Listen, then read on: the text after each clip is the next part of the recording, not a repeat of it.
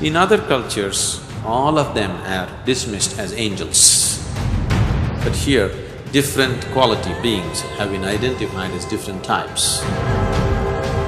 You call for a particular being for a particular kind of benefit,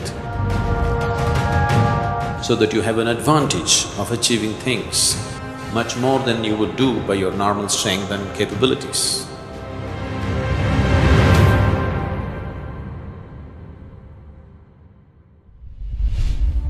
In this tradition, we have various kinds of beings.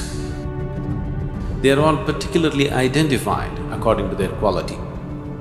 We have humans, and of course the animal nature and all those things that you can see around you.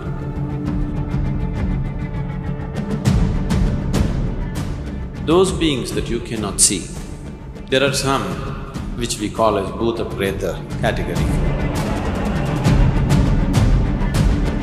There are other beings that we call as yakshas.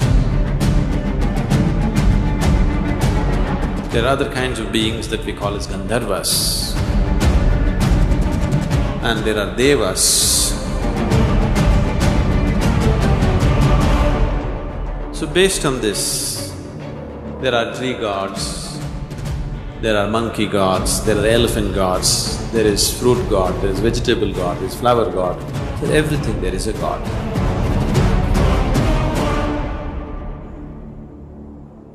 Is this all figment of imagination? No, it is… everything is happening because of certain forces.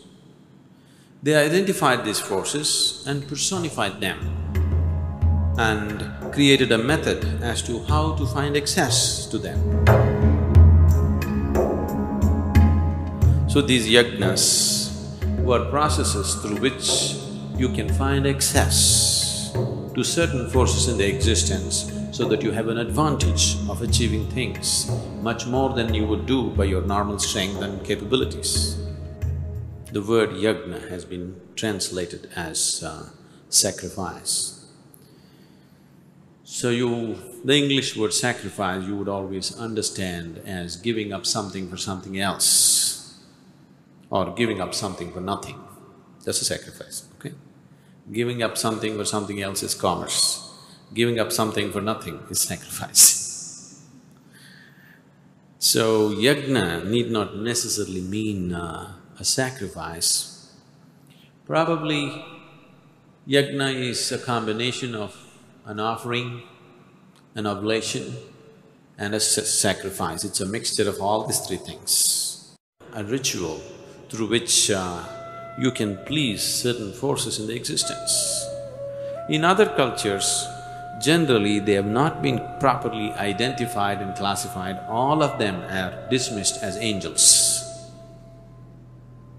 But here, different quality beings have been identified as different types, and accordingly you call for a particular being for a particular kind of benefit.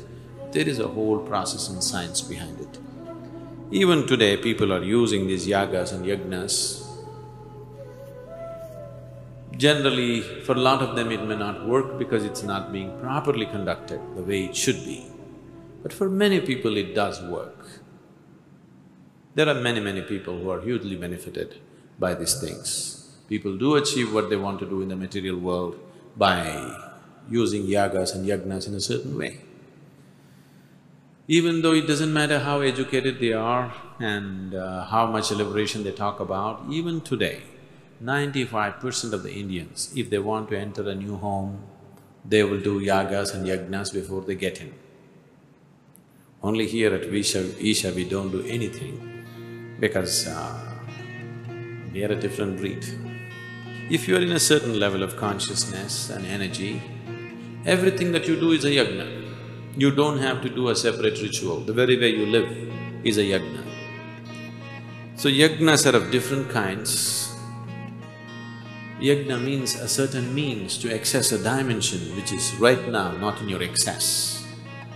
One is a ritualistic yajna, that you perform something, an expert in the field comes and does something for you through which you receive some benefit, or you have made your very life process into your yajna.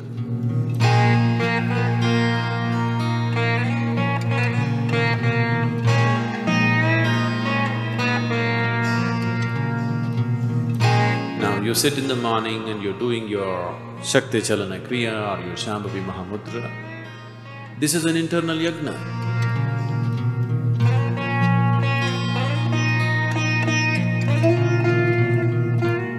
Without that sense of offering, you will never know the essence of that practice.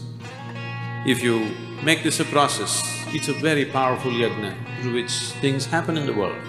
Not just for yourself, things will happen around you beautifully. We have been saying constantly, if 1% of the world can become meditative, the remaining 99% will just pass very easily. Because if 1% of the world really begins to function, every moment of their life, their very life process is a yajna, if they become like this, the 99% will reap the benefit without doing anything about it. 1 person plants a mango tree, 100 people can eat it. 1 person cannot eat what comes out of one tree.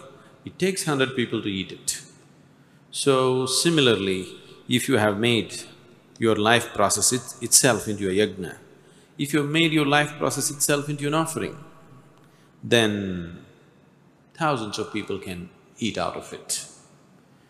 You would see simple women, just they made their life into total sacrifice for people who live around them in their families.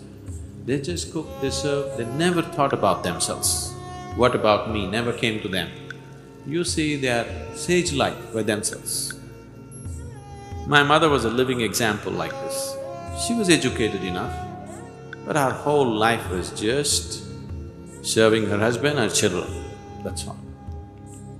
Never we heard her telling us, "I love you," but such a question never arose. Whether she loves me or not never arose in our minds, because the very way she lives is in complete sacrifice for everybody around us. And nobody ever uttered anything about it, but in many ways, she was a goddess by herself. Everybody treated her as such. If she has to eat her morning breakfast, everybody in the family would have eaten. Then she will take a part of her breakfast and go to the backyard. She will look for ant hills, nest of ants, and she will feed all the ants first, and then only she will eat. In today's mind, people may think, feeding ants, what nonsense. Spray insecticide, isn't it? If it came into the house, if it bit her children, she also did that.